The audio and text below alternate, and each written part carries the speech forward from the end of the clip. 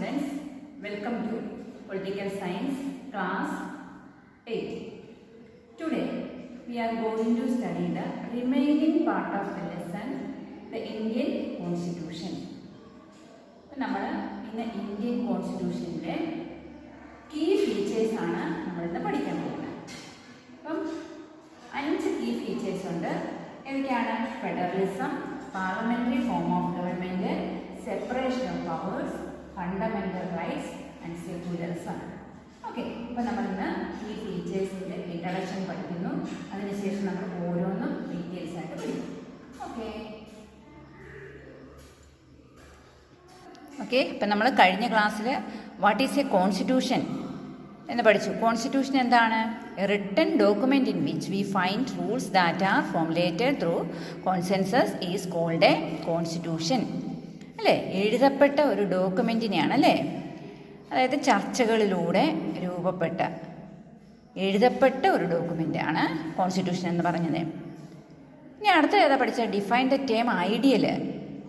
Ideal എന്താണ്? A goal or a principle in its most excellent or perfect form.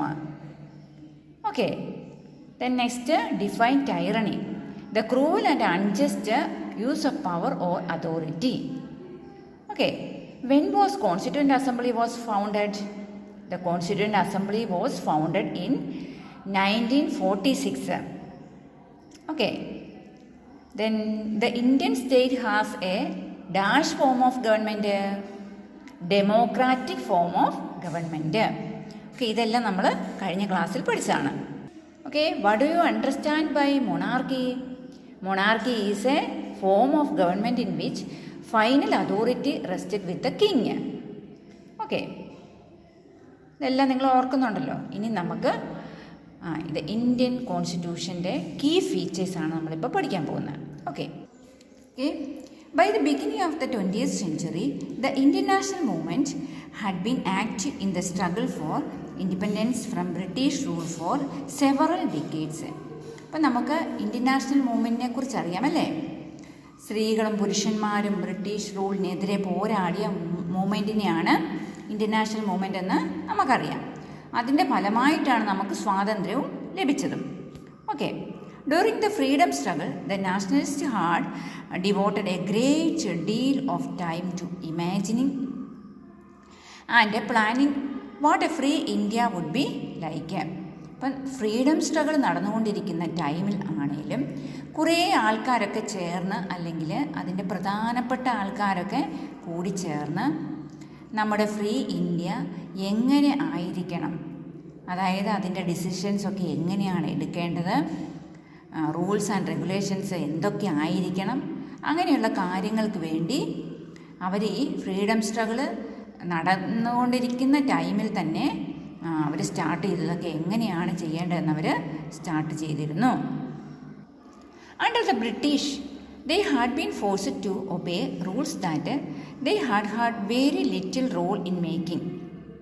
Okay, അപ്പം British ഭരണകാലത്ത് ബ്രിട്ടീഷുകാർ ഓരോരോ നിയമങ്ങളൊക്കെ കൊണ്ടുവരും അല്ലേ, അത് നമ്മളെ കൊണ്ട് അനുസരിപ്പിക്കും, അത് അവരെ കൊണ്ട് ഫോഴ്സ് ചെയ്ത് അനുസരിപ്പിക്കും.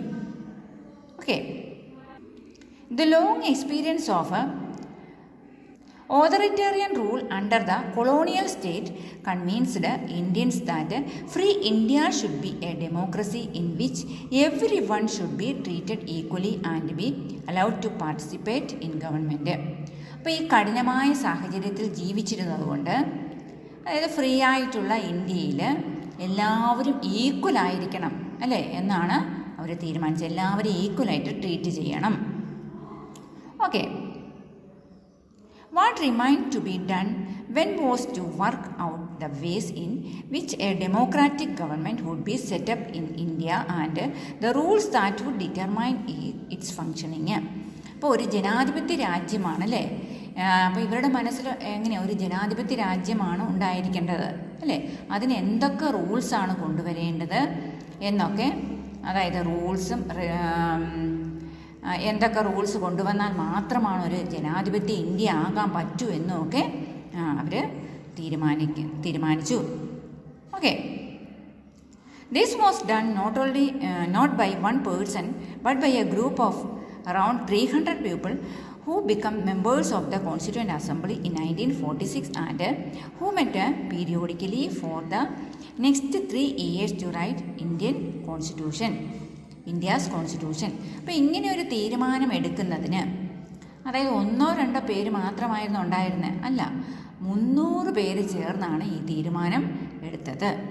അതായത് 300 പേര് അവസാനം 1946 കോൺസ്റ്റിറ്റ്യൂവൻ്റ് അസംബ്ലി ഫോം ചെയ്തപ്പം അതിൻ്റെ മെമ്പേഴ്സായിട്ട് ഇവർ ഇത്രയും പേരും ഉണ്ടായിരുന്നു.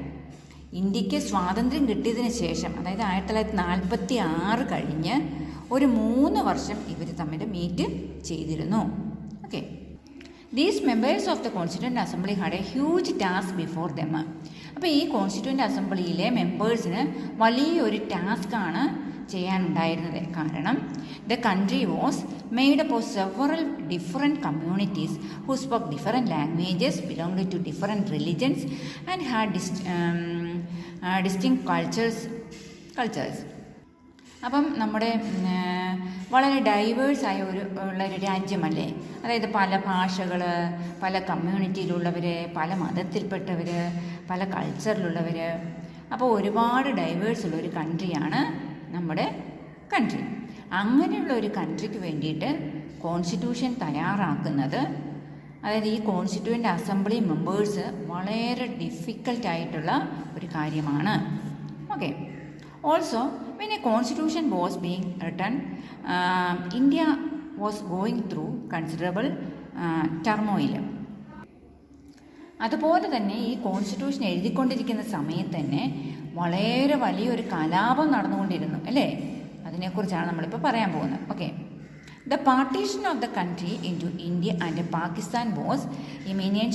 Some of the princely states remained undecided about their future and the socio-economic conditions of the vast mass of people appeared dismal.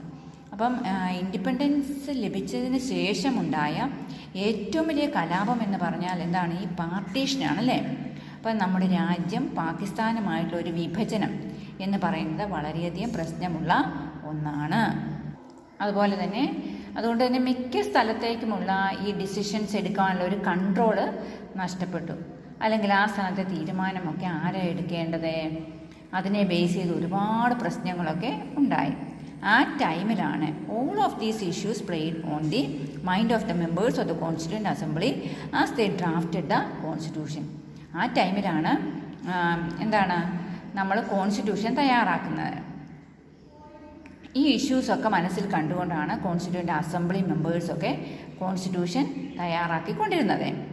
The rose of the occasion and gave this country a visionary document that reflects a respect for maintaining diversity while preserving national unity.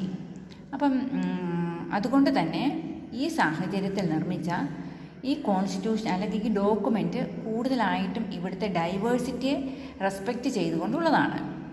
Okay, ഇത് final document also reflects their concern for eradicating poverty through socio-economic reforms as well as emphasizing the crucial role the people can play in choosing their representatives.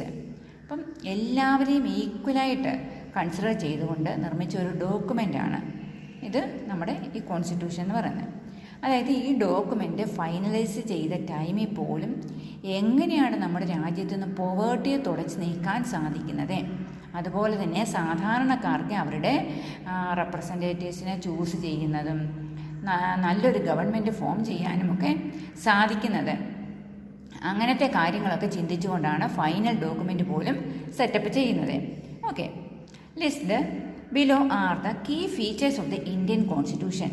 While reading these keep in mind the above mentioned concerns of diversity, unity, socio-economic reforms and representation that the authors of this document were grappling with. അതായത് വളരെയധികം കഷ്ടപ്പെട്ടാണ് ഇങ്ങനെ ഒരു constitution അവർ തയ്യാറാക്കിയത്, അല്ലേ?